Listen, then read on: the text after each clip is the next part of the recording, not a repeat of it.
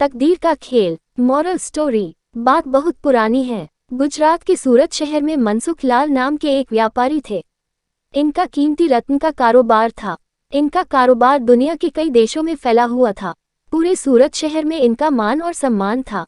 मनसुख लाल के दो बेटे थे जिनका नाम रामलाल और श्यामलाल था। रामलाल को दौलत और रुतबे का बहुत घमंड था, जबकि श्यामलाल एक शरीफ और सुलझा हुआ इंसान था। घमंड के साथ साथ रामलाल में ईर्ष्या और बेईमानी जैसे अवगुण भी थे। समय के साथ साथ मनसुख लाल की उम्र बढ़ती जा रही थी। ऐसे में उनके दोनों बेटों ने कारोबार में पिता का अधिक से अधिक हाथ बटाना शुरू कर दिया था। कुछ समय के पश्चात मनसुख लाल चल बसे और कारोबार का पूरा भार रामलाल और श्यामलाल के कंधों पर आ गया। बड़ा भाई होने के नाते रामलाल ने व्यापारिक फैसलों में अपनी मर्जी की चलानी शुरू कर दी। रामलाल बेईमानी और मक्कारी भरे फैसले लेने लगा। असली रत्न के नाम पर वह नकली रत्न का व्यापार करने लगा, जिससे उसका मुनाफा बढ़ने लगा। इस मुनाफे से उसका बाकी बचा चरित्र भी काला हो गया। दौलत के घमंड में वह परिवार में उन्मादी जैसा व्यवहार करने लगा। दूसरी तरफ शरीफ और सुलझे हुए श्यामलाल को शुरू में रामलाल की बेईमानी का इल्म तो नहीं हुआ, परंतु जब उसने उसके व्यवहार में परिवर्तन देखा तो पूरे माजरे को समझने में उसे ज्यादा देर नहीं लगी। रामलाल की करतूतों से श्यामलाल को बड़ा दैख हुआ। उसने रामलाल को समझाने और सही रास्ते पर लाने की कोशिश भी की, परंतु वह नाकाम रहा। उल्टे रामलाल श्यामलाल से खफा हो गया और व्यापार में बंटवारे का बहाना ढूंढने लगा।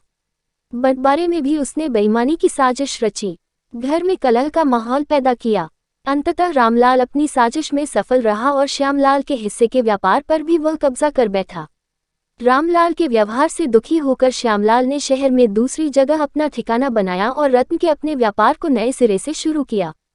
ईमानदारी की नींव पर शुरू हुआ श्यामलाल का व्यापार जल्दी ही चल निकला।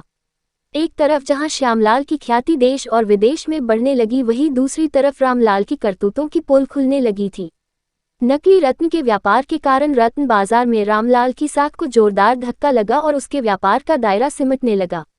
अंततः नौबत यहाँ तक आ गई कि बाहर क्या, अपने शहर का भी कोई व्यापारी रामलाल का नाम लेने से भी तौबा करने लगा। अब तो नौबत यहाँ तक आ गई कि रामलाल को धन के अभाव में अपना घर, दुकान, सामान तक बेचना पड़ रहा था। जल्दी ही रामलाल के हाथ से सब कुछ निकल गया और वो परिवार सहित सड़क पर आ गया। अब रामलाल को अपने किए पर पछतावा हो रहा था, परंतु उसकी तकदीर ने जो खेल खेल दिया था उससे आसानी से पीछे आना उसके लिए संभव नहीं था। दूसरी तरफ श्यामलाल की तकदीर का खेल था, जिसकी बदौलत वह रंग से राजा बन गया था।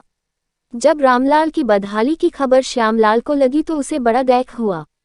पुरानी बातों को भूलकर वह भागा भागा अपने बड़े भाई रामलाल के पास पहुंचा और रामलाल के लाख मना करने के बाद भी उसे परिवार सहित अपने पास ले आया।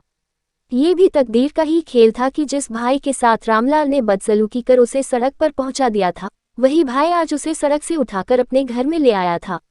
शिक्षा। इस कहानी से यह शिक्षा मिलती है कि तकदीर कब किसके साथ क्या खेल खेल दे इसका अंदाजा कोई नहीं लगा सकता। हाँ, इतना जरूर है कि आपके कर्म ही आपकी तकदीर लिखते हैं। जिस तरह रामलाल और श्यामलाल के कर्मों के आधार पर तकदीर ने उसके साथ खेल खेला था, इसी तरह अच्छे कर्म करते रहना चाहिए। क्या पता कल तकदीर आपके साथ क्या खेल खेल जाए। इसलिए कहते तकदीर का खेल निराला है। ऐसी ही और कहानियों को सुनने के लिए चैनल को सब्सक्राइब करें और वीडियो को लाइक और शेयर करना ना भूलें। धन्यवाद।